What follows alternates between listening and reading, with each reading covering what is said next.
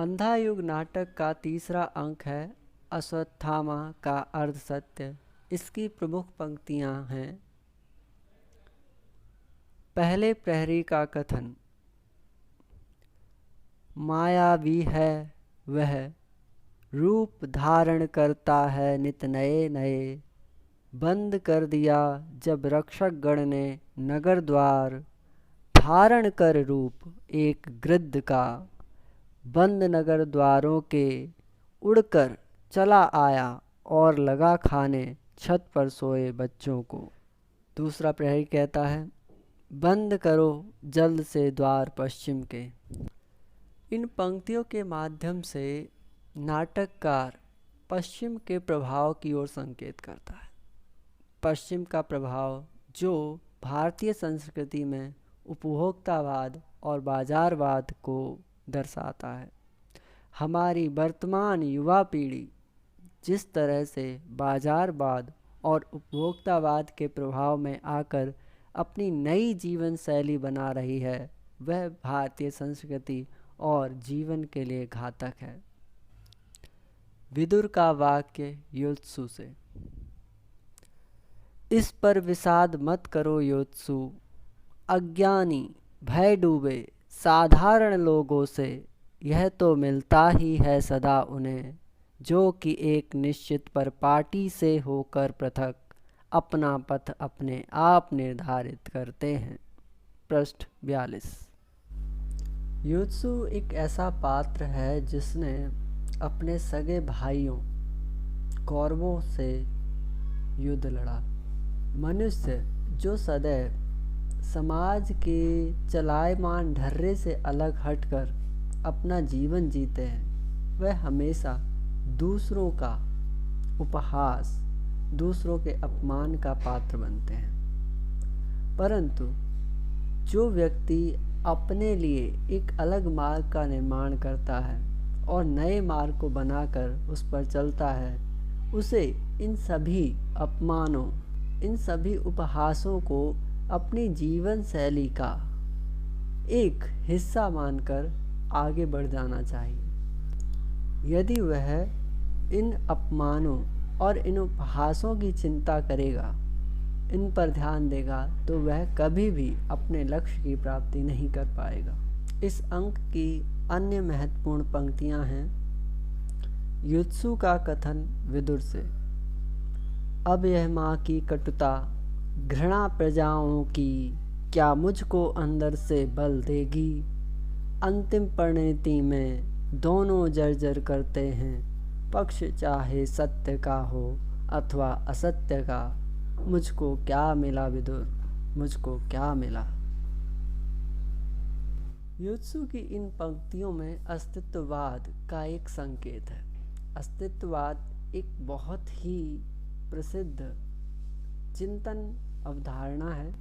युत्सु एक ऐसा पात्र है जो अपने अस्तित्व के लिए प्रश्न करता है कि मेरे अस्तित्व का क्या लाभ। व्यक्ति को अगर जीवन मिला है तो वह पक्ष या विपक्ष में खड़ा होगा ही। उसके समक्ष चयन की समस्या सदैव रहेगी। वह चाहे इस पक्ष में खड़ा हो चाहे उस पक्ष में, युद्ध तो उसको करना ही है। परिस्थितियों से उसे युद्ध लड़ना ही है। अतः युत्सु यह प्रश्न करता है कि अंतिम रूप से उसे क्या प्राप्त हुआ। और यह समस्या ना केवल युत्सु की है, वरन आज की आधुनिक काल में हर व्यक्ति की है। वह किसी भी कार्य को करके संतुष्टि प्राप्त नहीं कर पाता।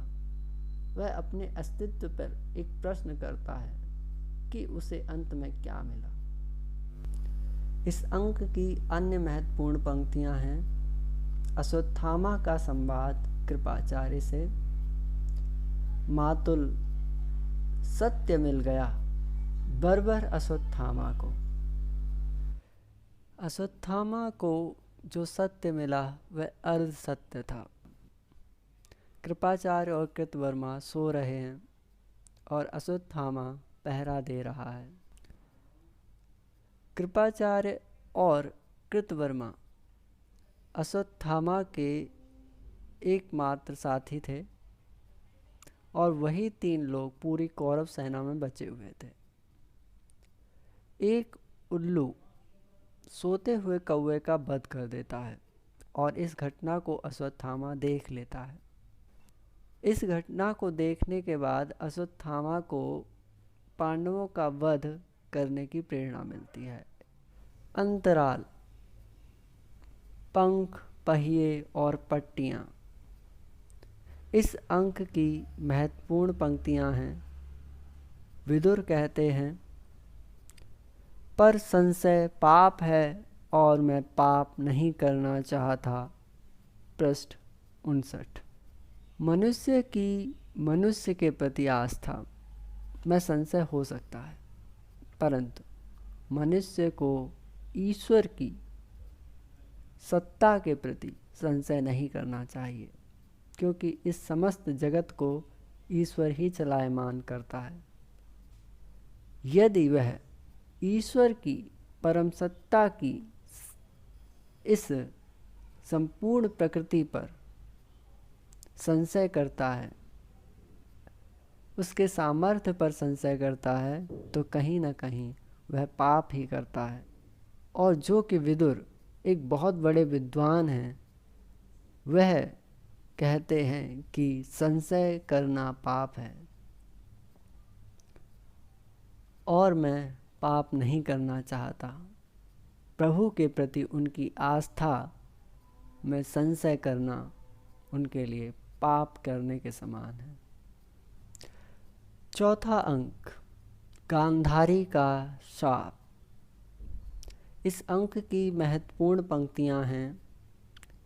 शिव के आशीर्वचन अश्वत्थामा के लिए, अश्वत्थामा तुम विजयी होगे निश्चय, हो चुका पांडवों के पुण्यों का अवक्षय। मैं कृष्ण प्रेम बस अब तक इनकी रक्षा करता था, मैं विजय दिलाता इनमें नया पराक्रम भरता था, पर कर अधर्म वध द्वार इन्होंने स्वयं मृत्यु के खोले। पृष्ठ 62। इस युद्ध में मर्यादा दोनों ही पक्षों ने तोड़ी थी। पांडवों ने भी अधर्म वध किया था, गुरु द्रोणाचार्य का अधर्म वध। इस प्रकार जब अश्वत्थामा पांडव शिविरों की ओर बढ़ता है, तो सामने शिव जी पांडवों के रक्षक के रूप में खड़े हो जाते हैं।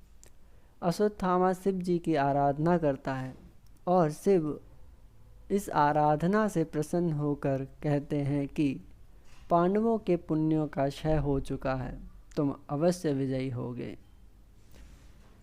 शिव, जो कि कृष्ण के प्रेमवश पांडवों की सहायता करते थे और उनमें विजय का एक संबल भरते थे, उस संबल का अब क्षय हो चुका है। क्यों? क्योंकि उन्होंने भी अधर्म वध का मार्ग अपनाया। व्यक्ति चाहे कितना भी श्रेष्ठ हो, उसका व्यक्तित्व कितना भी प्रभावशाली हो, उसके संचित पुण्य कर्म चाहे कितने भी अधिक हों, परंतु एक अधर्म कार्य उसके सभी संचित पुण्यों के फल को समाप्त कर देता है। गांधारी का शाप। इस अंक की अन्य महत्वपूर्ण पंक्तियां हैं। महर्षि व्यास का कथन अश्वत्थामा से, ज्ञात क्या तुम्हें है परिणाम इस ब्रह्मास्त्र का, यदि यह लक्ष्य सिद्ध हुआ ओ नर पशु, तो आगे आने वाली सदियों तक पृथ्वी पर रसमय वनस्पति नहीं होगी, शिशु होंगे पैदा विकलांग और कुष्ठग्रस्त, सारी मनुष्य जाति बौनी हो जाएगी। जो कुछ भी ज्ञान संचित किया है मनुष्य ने, सतयुग में त्रेता में द्वापर में, सदा सदा के लिए होगा विलीन वह, गेहूं की बालों में सर्प फुफकारेंगे, नदियों में बह बह कर आएगी पिघली आग। पृष्ठ 75। अंधायुग नाटक न केवल अपने महाकाव्य के चरित्र में अभिव्यक्त होता है, बल्कि वह वर्तमान की परिस्थितियों में तृतीय विश्व युद्ध की समस्या को भी उठाता है। तृतीय विश्व युद्ध के कारण जो नरसंहार हुआ, जो परमाणु बमों का प्रयोग हुआ, उसकी ओर भी संकेत करता है। और जापान के हिरोशिमा और नागासाकी में जहां बम गिराए गए, आज भी वहां पर वनस्पति उत्पन्न नहीं होती है।